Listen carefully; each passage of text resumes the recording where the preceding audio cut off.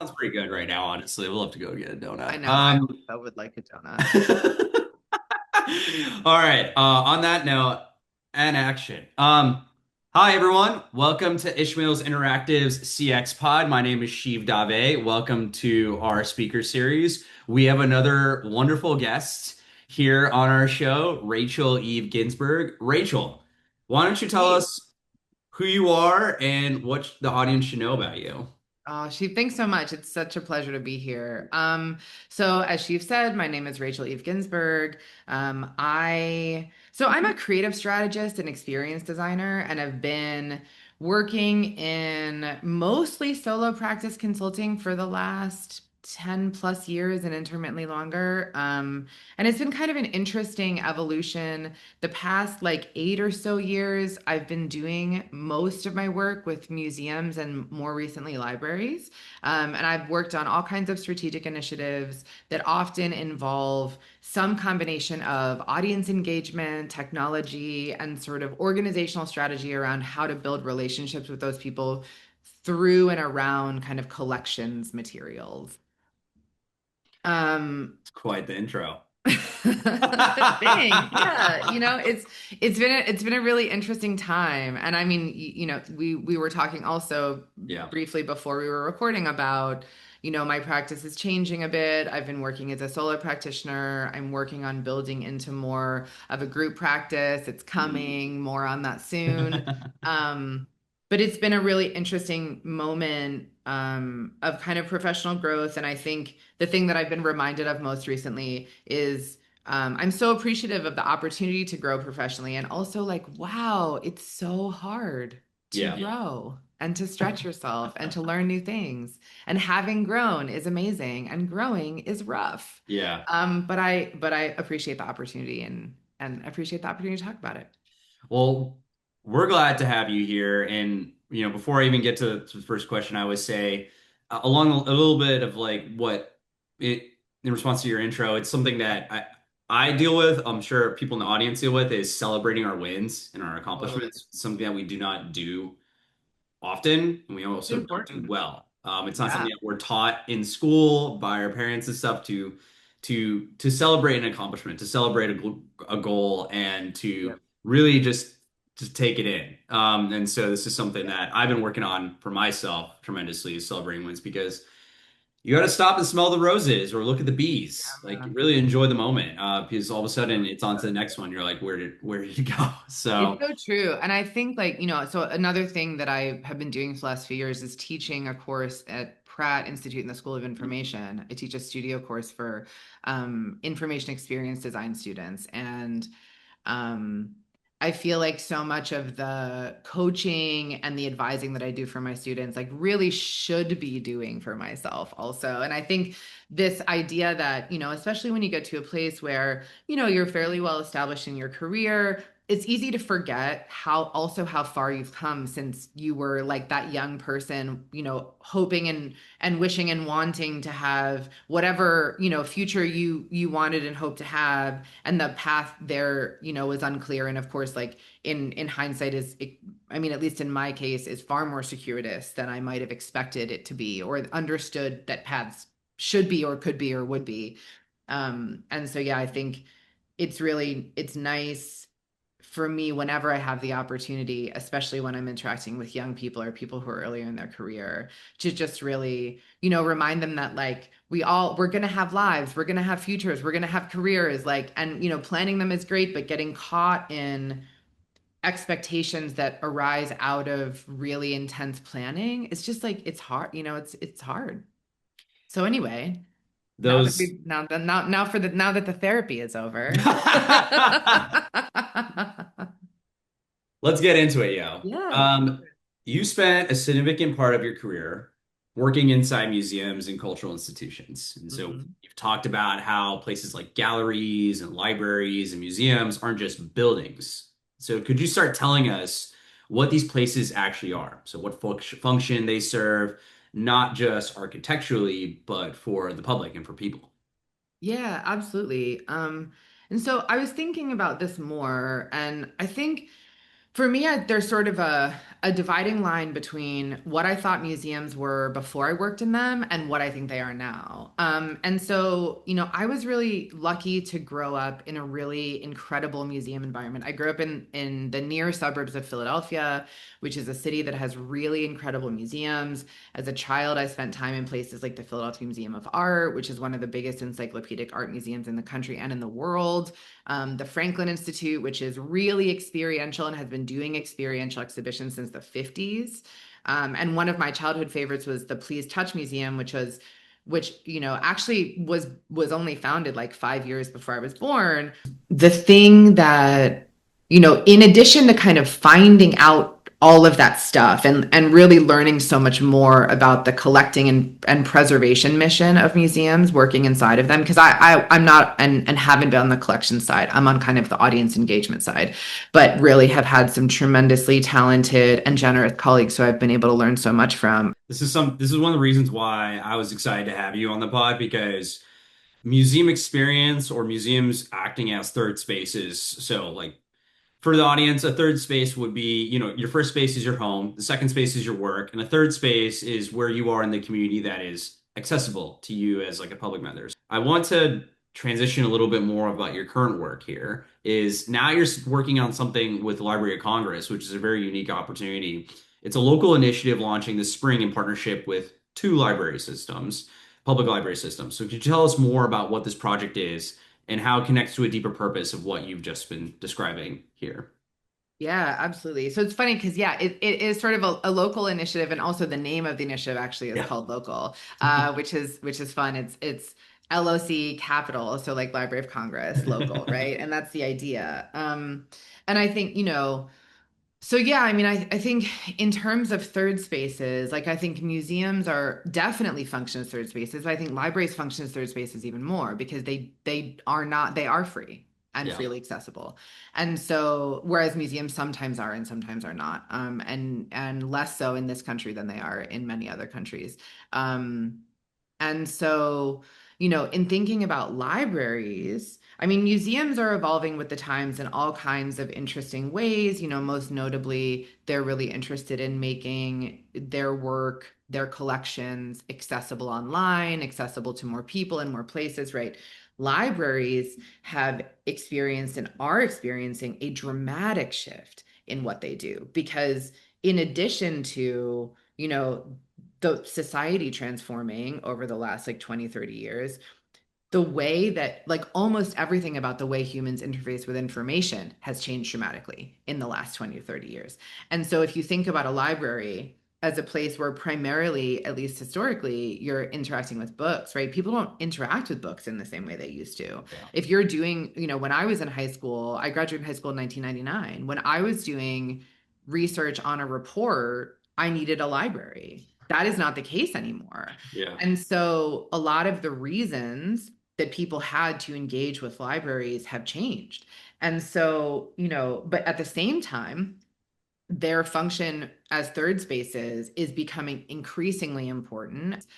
And so thinking about the function that libraries both like have historically served, the fact that they're in this really transformative moment, but they still are really important in society. Library of Congress is the biggest library in the world, and they hold, I mean, the largest special collection, I think, in the world. And they've been digitizing their collections for a long time. There's been a lot of, really good work, brilliant, like passionate people putting in a lot of effort and also, taxpayer money invested in, digitizing those collections and making them searchable at loc.gov, at loc.gov, which is an amazing resource if you haven't spent time there, especially for people who, like an internet rabbit hole or who do a lot of like visual work, right? So Local is an initiative from the Library of Congress that effectively proposes a new way of interacting with audiences outside of DC by partnering with public libraries. And the way that that's going to manifest is two. One is two bespoke digital experiences, which are bringing collections materials to life in a physical space using emerging technology. And then the second is a year of monthly programs developed with and for the communities that we're working with in the pilot, which are two in Northeastern Oklahoma through the Eastern Oklahoma Library System, and in Cleveland, Ohio with the Cleveland Public Library. Um, and I'll just add that like one of the things that I'm proudest of about this project is that our partners at LC really, really understand that they can't build anything for communities without the active and deep participation of members of those communities. Yeah. Right. Yeah, And right. that's, and like not something that all institutions or governments grasp, Yeah. like Yeah. not something necessarily that everybody, that feds or that, that like big organizations are thinking a lot about, I think increasingly. Yeah. But so in this case, our clients and our partners do understand that. And so my team is actually responsible for that part. My team is responsible for the community engagement and co-design piece of the work that LC is doing with local. Awesome work. Yeah, I'm looking forward to seeing where that work comes from.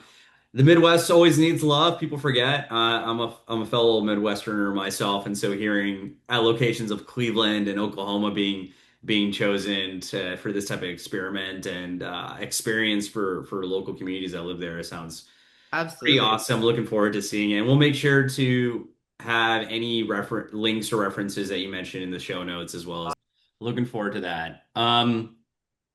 What's something now like what's something you've had to figure out in the sense of like there's been a real gap between what institutes should say what they're for in terms of public trust for the people, for the benefit of all, and what experience of actually walking into one of these institutions can feel like. So what's something that you used to run into all the time working inside these institutions before you finally had to figure out how to navigate it?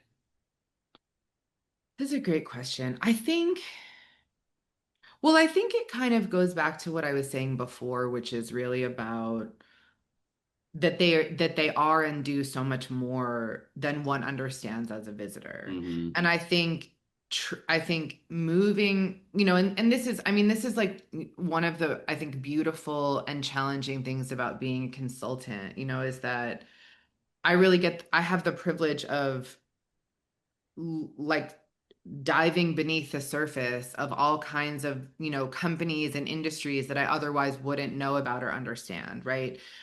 And I think for me, what I found to be complicated about museums, I'm still learning about libraries. This is my first foray. I was a library kid, less a library adult, though I've definitely gotten back into it since I've been, working with Me libraries and too. and have been reminded so much of like how fantastic they are and as sites for community building.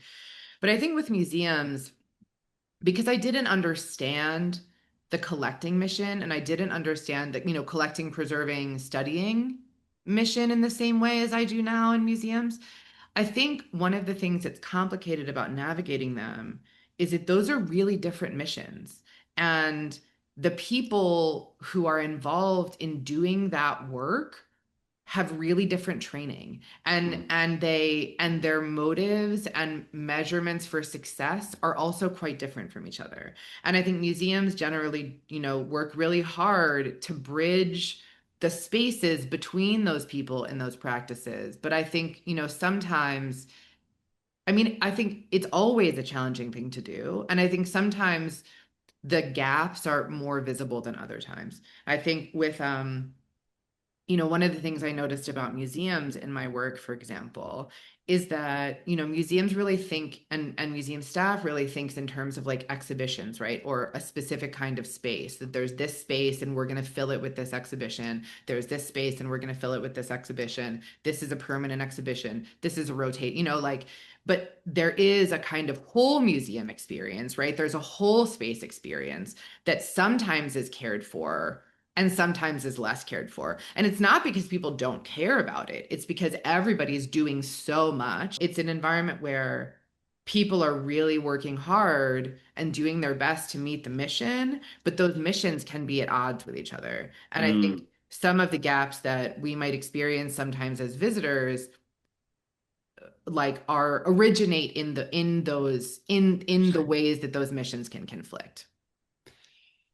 And now you're like, I think I know how to navigate it. Yeah, I mean, yeah. Here we go. Well, let's get into now the current thing that you're still trying to figure out. Like you're doing this work at a different scale, building digital experiences, working across library systems. So like, what's the thing you're still trying to figure out now? It's all people.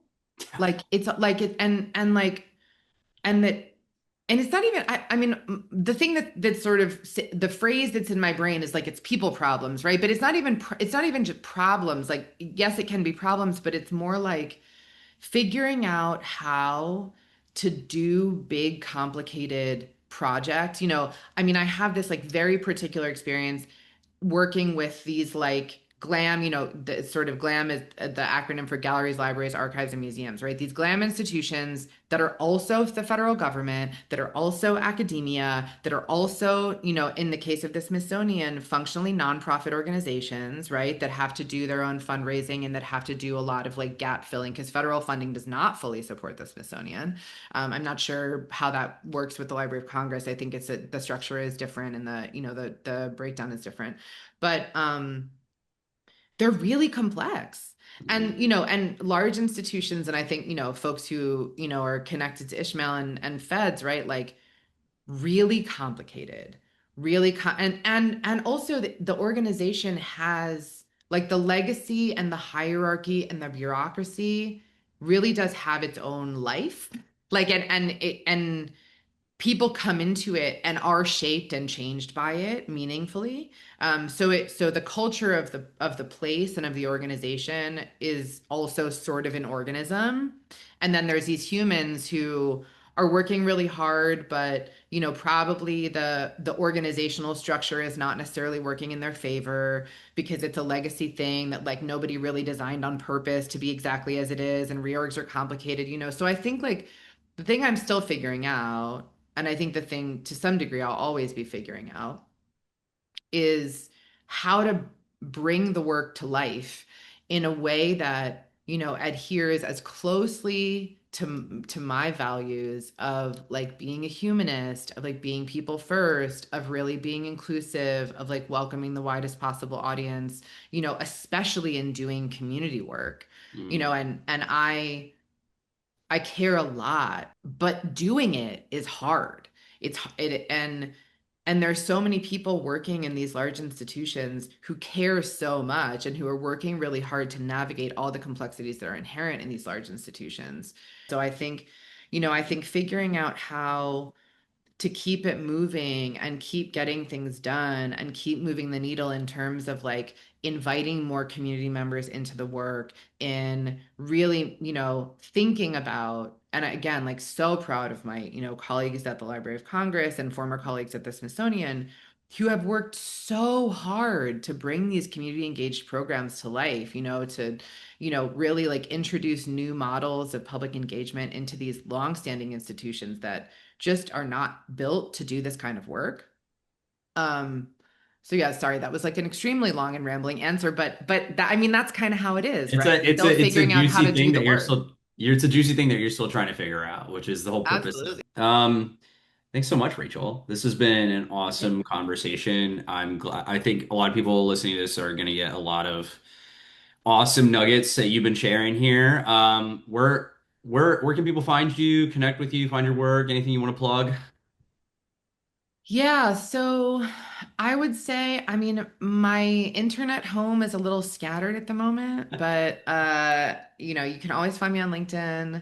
I'm pretty easy to find on the internet. So what I would say is probably the easiest place to find me is on LinkedIn. Where I hope you will be hearing from me more is at various conferences and gatherings because I'm wanting to make an effort. Um, Thanks everyone, and thanks Rachel for joining us today. I'm your podcast host, Shiv Dave. Don't forget to find us on YouTube with the website, ishmailinteractive.com, and like and subscribe like everything else that we do here on the internet. With that, we'll sign off and see y'all next time. Thanks all. Thanks, Rachel. Bye, everybody.